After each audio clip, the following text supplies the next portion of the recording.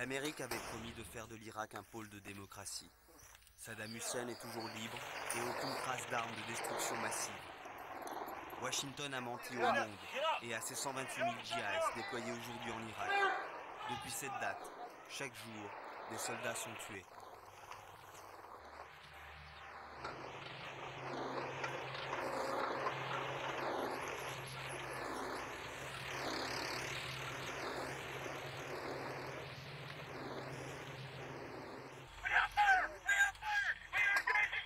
Let's go, guys! On y va les gars! Merde, il faut y aller maintenant! On y va!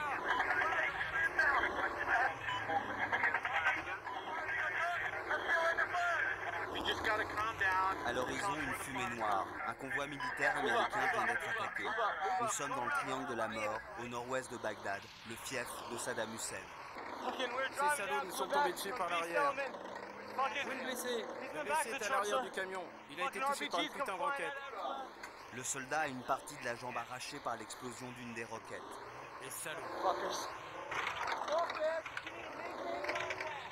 L'ennemi est retranché au nord de cette ligne, là où il y a les palmiers, dans l'oasis. Et maintenant, vous voyez, toutes nos forces sont en train de se déployer. Nous avons subi un feu assez nourri, nous avons un blessé. L'autoroute numéro 1 coupe l'Irak en deux, l'axe le plus important du pays. Attaque aux lance-roquettes, explosifs sur le bord de la route ou tir de mortier, c'est le quotidien des djihadistes. En quelques minutes, ils ratissent la zone de l'attaque. Mais la guérilla anti-américaine est bien organisée. Ils frappent et ils disparaissent. Les djihadistes font quand même des prisonniers. Ils étaient en train de courir, ces salauds. Ils étaient armés? Nous n'avons trouvé aucune arme. Des paysans qui fuyaient. Aux yeux des soldats américains, ce sont des complices des terroristes. Tout individu trouvé autour du lieu de l'attaque est suspect. Nous les questionnerons plus tard. Retour à la base des Rangers, le 8e régiment du 1er corps d'infanterie de l'armée américaine. À chaque base, son mini Guantanamo. Les suspects du jour y sont enfermés pour interrogatoire. Le colonel Gwinner ne veut pas en rester là. Je refuse de rester assis et de les laisser nous tirer dessus. On nous a appelés à l'aide, alors on va mettre notre casque et on va aller leur tirer dessus. Avant de tirer, les Américains utilisent une autre arme, l'argent. قد هجمت القوات الأمريكية في هذه المنطقة البارحة. منعت التجولة الآن من 7 ليلا إلى 4 صباحا. هناك مكافآت مالية للمعلومات عن المهاجمين. شكرا لإسنادكم. Plus loin, sur le bord de la route, la colonne s'arrête. Peut-être une bombe. Tout est suspect. Un sac en plastique, un animal mort هناك مكافآت ou une مالية simple للمعلومات عن poubelle. المهاجمين. شكرا لإسنادكم. Le soir de l'attaque, calme plat chez les djihadistes. Pas pour longtemps. Les offres de récompense ont porté leurs fruits. Des informateurs auraient localisé le commanditaire de l'attaque aux lance-roquettes. À l'aide d'un GPS, il aurait même les coordonnées satellites de la maison du présumé chef terroriste. L'informateur irakien, c'est l'homme en blanc. $100, c'est une grosse somme pour une mission. C'est beaucoup. Si l'information permet une capture, c'est $100. C'est bien payé. 90 €, l'équivalent de 4 mois de salaire. Je ne fais confiance qu'à très peu de gens. Il y a beaucoup de gens qui me donnent de mauvaises informations. Il n'y a que quelques informateurs qui travaillent avec moi. J'ai vu 15 types avec des AK-47 et des revolvers. Tu les as vus? Ils venaient vers nous, c'était fou. Tu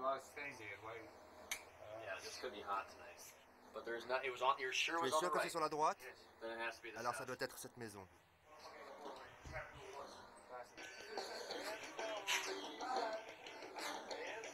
La section du sergent Martinez et de son adjoint Elliott est chargée du raid. Leur mission, capturer le chef terroriste.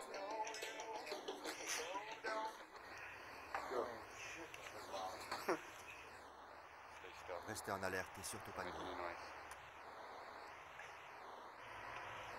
1 h du matin, l'opération commence. La colonne roule tout feu éteint. Les soldats doivent encercler un groupe de fermes. 1 heure de progression et les djihadistes se perdent. Les coordonnées des informateurs n'étaient pas précises. Finalement, ils localisent la cible. Ok, maintenant on va investir la maison. Allez-y par le sud.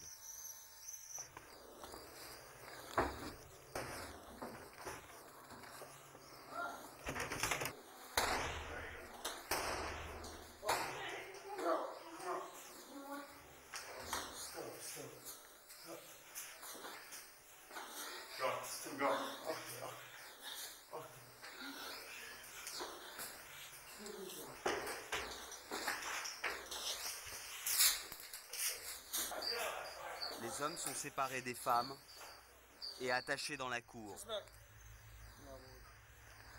Apparemment, ce n'est pas la maison du chef terroriste. Demande à ces salauds s'il sait où est cette maison. Mais je ne sais pas où se trouve leur maison. Tu ne sais pas où est cette maison? Tu m'as compris? L'officier craque. Un dernier suspect est arrêté avant de partir. À terre. On y va tout le monde. Allez, laissez-les comme ça, ils se détacheront d'eux-mêmes.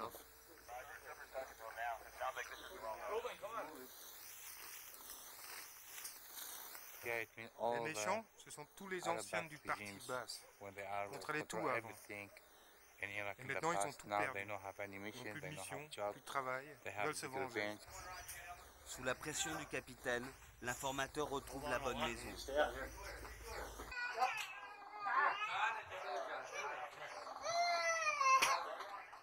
Il a de la chance de ne pas être mort.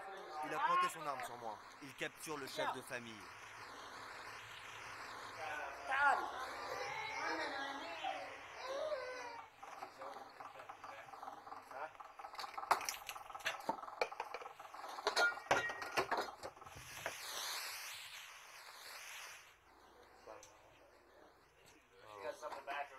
Ça, c'est la signature de Saddam Hussein.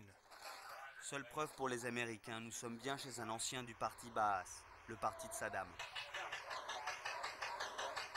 Nous avons confirmation que ce sont bien nos cibles. Maintenant, on va nettoyer les deux bâtiments qui sont au nord de la zone. Tous les hommes de la famille sont arrêtés.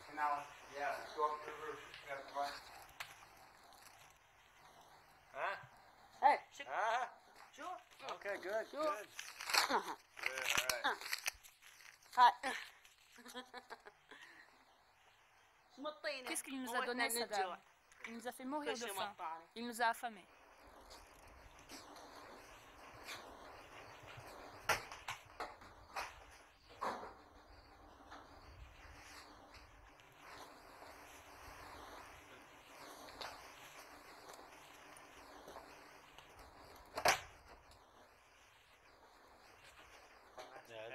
Cela reste toujours aussi difficile. Nous, on fait juste notre boulot.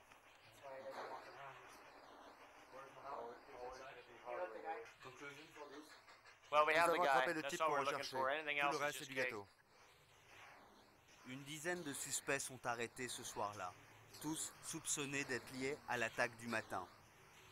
Ironie du sort, pour ces ex-baasistes, ils sont enfermés dans les anciennes prisons de leur leader. Retour de mission pour la section Martinez. Tu as vu ce salaud qui était planqué derrière la porte? On l'a plaqué à terre. Ça se passe toujours comme ça, les salauds. Ça aurait pu être un peu plus drôle. Quelle vie incroyable.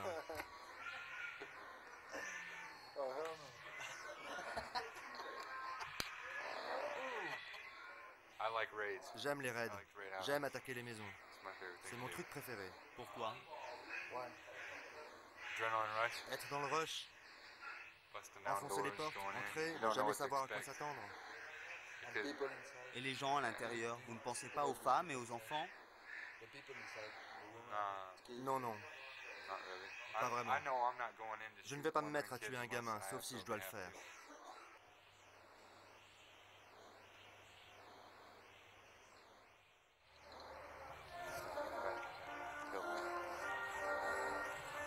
Réveil matinal pour les Rangers du 18e régiment d'infanterie, sous les ordres du colonel Sassaman. Tout le monde se baisse, on va en faire 50, tout le monde se baisse. Un régiment d'élite, fier d'avoir marqué l'histoire de l'armée américaine, fier du passé glorieux des Rangers. C'est ce même régiment qui débarqua en premier sur les plages de Normandie en mai 44. Je la garde toujours dans ma grande poche. Ça, c'est l'écusson de la division et c'est écrit d'Utah Beach à l'Irak libre. Les pays musulmans et les pays terroristes qui nous combattent ont décidé très probablement de donner l'assaut final ici en Irak contre les forces américaines et les forces de la coalition. Ce que je peux dire pour la zone que je contrôle, c'est que j'ai vu des étrangers qui venaient ici, de Syrie, de Jordanie, d'Égypte, d'Iran, et qui sont dans ce pays.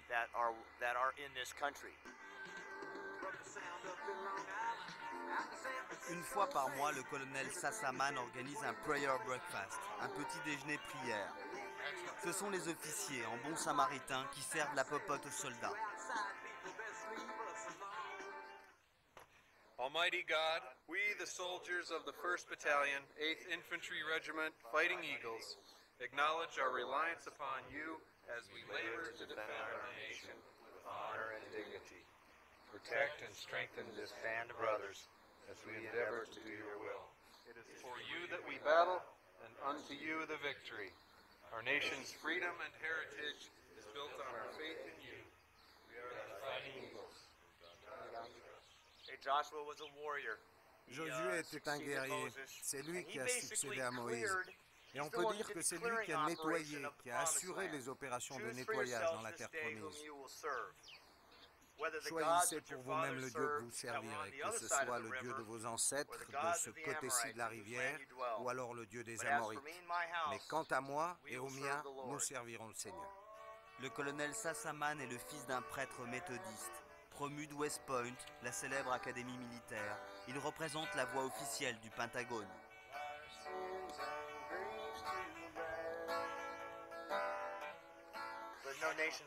Aucune nation n'a le monopole de la religion. À chacun sa croyance, et nous avons les nôtres. Et en Amérique comme dans l'armée, c'est comme ça que l'on honore Dieu, en faisant des petits déjeuners prières. Les GIs se sont installés dans une ancienne caserne de l'armée de Saddam. Sur les murs, on peut lire des versets du Coran. Chers soldats, merci. Vous en faites tellement pour les Américains et les Américaines. Vous vous battez pour ce qui est juste et vous ne devriez jamais oublier cela. Vous êtes des gens très braves et vous aidez tous les Américains. Vous faites tout ce que vous pouvez pour faire de l'Amérique un lieu plus sûr. On vous souhaite le meilleur. Vous êtes merveilleux. Sincèrement, Allison. PS, revenez vite. Nous avons reçu aujourd'hui un paquet de lettres que nous ont envoyées des amis. Ce sont des lettres écrites par des élèves de 6e. Tous les soldats ici en ont reçu une. Enfin, quelqu'un qui pense vraiment à nous. Les gens veulent que l'on rentre.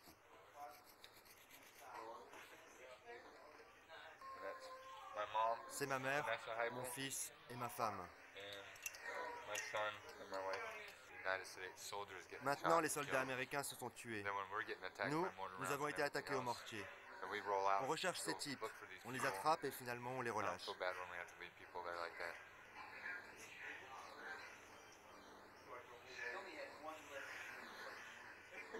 Est-ce que Bush a raison? Qu'est-ce que t'en penses? Et vous, qu'est-ce que vous en pensez? Ouais, je pense qu'il essaye de faire ce qu'il faut. Il essaye de gagner la guerre contre le terrorisme. Il essaye de rendre le monde plus sûr pour les gens.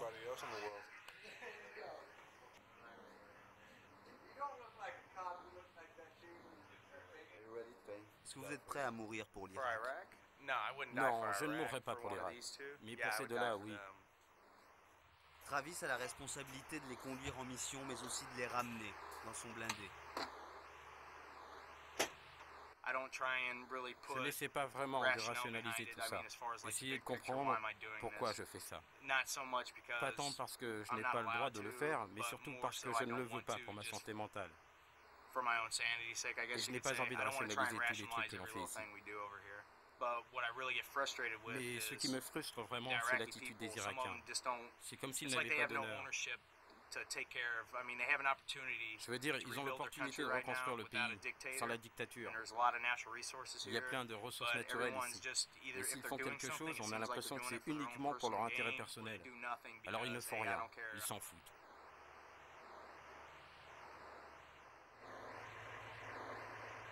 Changement de régiment. Nous sommes au 4e de génie. Ce matin, les moyens lourds sont déployés. Ils doivent arrêter un groupe de partisans. Sous les ordres du capitaine Reilly, une cinquantaine d'hommes et 2 hélicoptères de combat.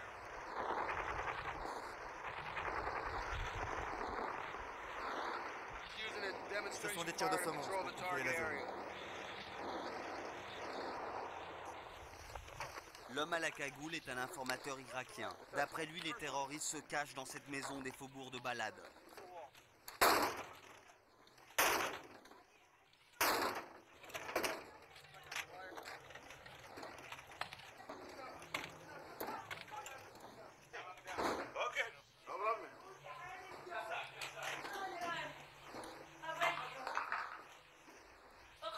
Je vous jure par Dieu, il n'y a rien ici.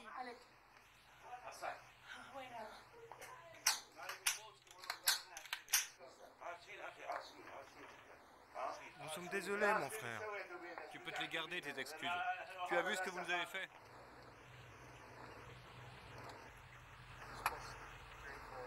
Par là, je n'y arriverai pas. La maison est par là, tout droit. On tombe dessus.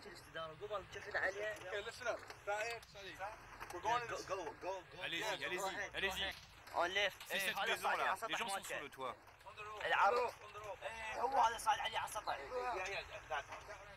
Un peu plus loin dans le quartier, une nouvelle maison est investie.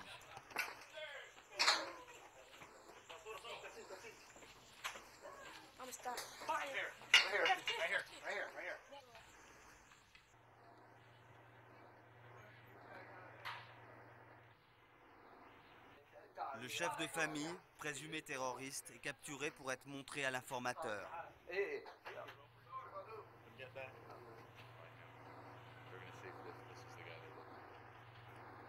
Caché dans ce véhicule blindé, à l'abri des regards, l'informateur ne l'identifie pas. Ce n'est pas un Fedayeen. L'Amérique? L'Amérique, c'est bien. Vous aimez votre travail? J'aime aider les gens. Si on peut rendre leur vie meilleure, pourquoi pas? Mais débarquer chez les gens comme ça en pleine nuit... Franchement, est-ce qu'il existe quelqu'un qui aime aller réveiller les gens comme ça, au milieu de la nuit?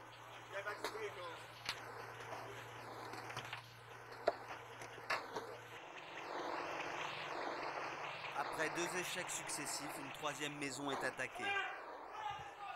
Les GI sont toujours à la recherche des terroristes.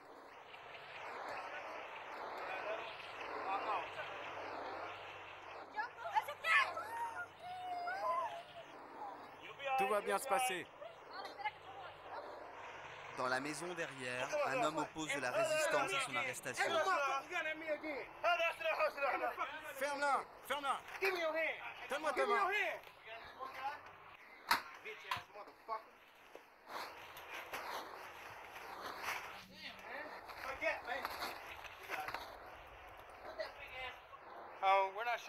On n'est pas sûr que ce soit notre homme, mais il nous a menacés avec une arme.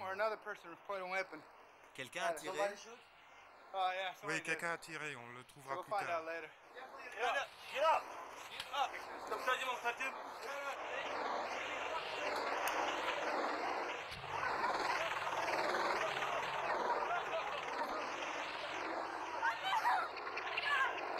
Par pitié, uniquement cette chemise pour l'habiller. Que Dieu te protège. Je te baise la main. Je prie pour toi.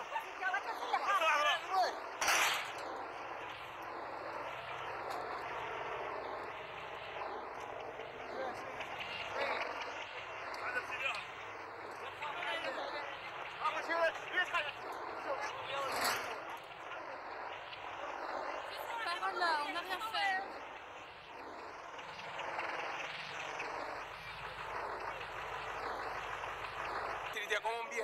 Les Américains, ils ont des comportements brutaux, criminels. Nous avons été libérés de Saddam. Mais ceux qui sont arrivés, ils sont pires. Saddam Hussein, il est plus honorable que les Américains. Maudit soit l'honneur des Américains et de leurs ancêtres. Ils sont incorrects. Saddam faisait ce qu'il voulait. Mais eux, ils piétinent l'honneur des gens. Ils rentrent dans les maisons quand les gens dorment. Ils séparent les familles, les hommes des femmes. C'est quoi ça? C'est ça la démocratie?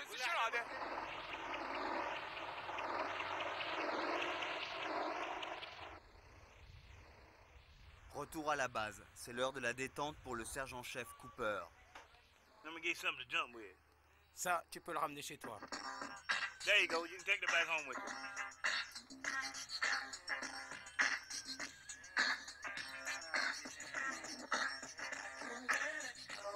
There you go. Il a été sergent instructeur pendant 23 ans. C'est la première guerre du sergent Cooper.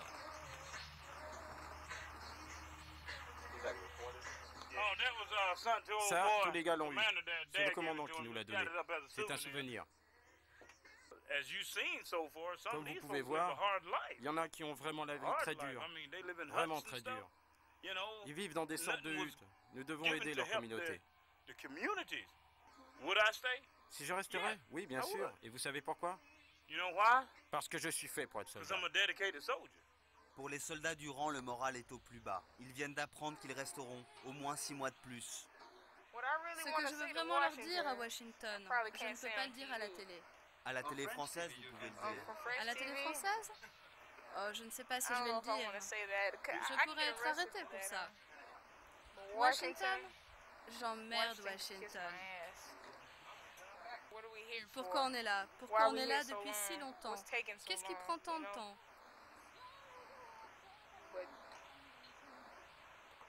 Vous savez, la vie ici, c'est nul. S'il y a une jolie fille française qui accepterait d'écrire à un soldat américain, On fait les mêmes choses depuis 6 mois et ça va encore durer 6 mois. C'est frustrant. Après 4 ans de service rendu à la nation, tous ces jeunes auront une récompense. Études supérieures, sécurité sociale et soins payés par l'armée américaine.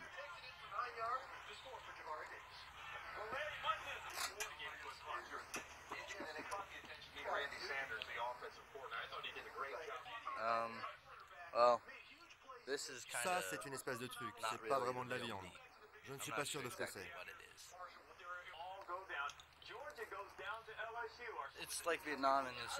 Ici, c'est comme le Vietnam, dans le sens qu'on n'a pas vraiment de raison d'être là. C'est ce que je pense. En plein après-midi, nouvelle mission pour les hommes du capitaine Riley. C'est là où on s'est fait tirer dessus, alors il va falloir faire le boulot sérieusement durant cette mission. C'est encore un informateur qui leur indique une nouvelle cache d'explosifs. Du TNT serait caché dans une ferme. On va faire un raid sur des maisons, prendre leur merde. Ça va être cool. Éclater des portes, foutre le bordel. Ça va être super. C'est la seule chose fun à faire ici. Aller chez les gens. Pourquoi? Parce que ce que l'on fait d'habitude, c'est des tours de garde. C'est chiant. Je ne pense pas vraiment qu'on devrait être ici.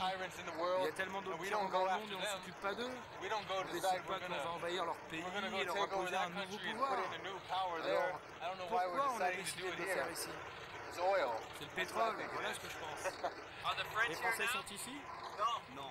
Alors il ferait mieux de rester chez eux. Ne venez pas. Pourquoi? On perd des hommes. On est loin de notre famille. C'est une perte de temps. Le but de cette opération est d'arrêter une famille de paysans suspectés de détenir de l'explosif et de faire partie d'un gang de voleurs de voitures du gouvernement. Tous les alentours de la ferme sont fouillés. Une épave est découverte. C'est la camionnette que vous recherchez? Oui, il y a 2 véhicules, un van blanc et un pick-up rouge. C'est l'hélico qui l'a repéré, on est venu vérifier. Les fermes sont fouillées une à une.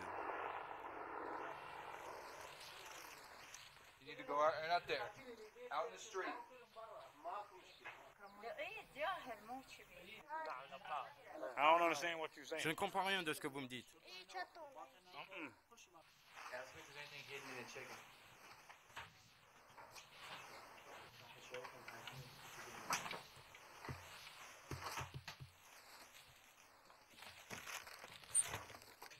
Eh merde. Au bout de plusieurs heures, quelques armes, des grenades et de l'argent sont trouvés.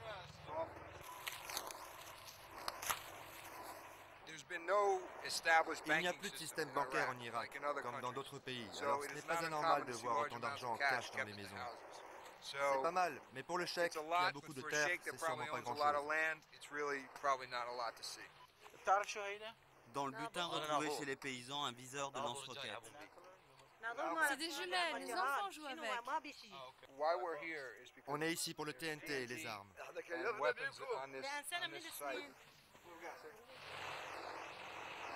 En fait, cette ferme appartient à un notable, un cousin du chef de la tribu locale.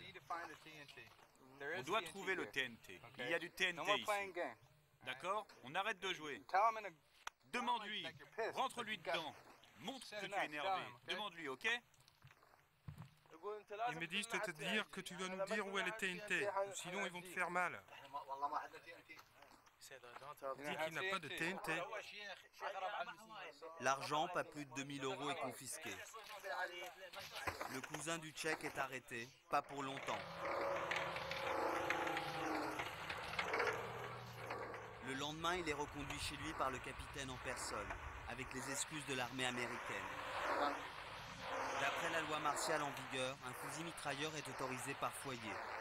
80% des suspects arrêtés par l'armée américaine en Irak sont relâchés après 24 heures d'interrogatoire.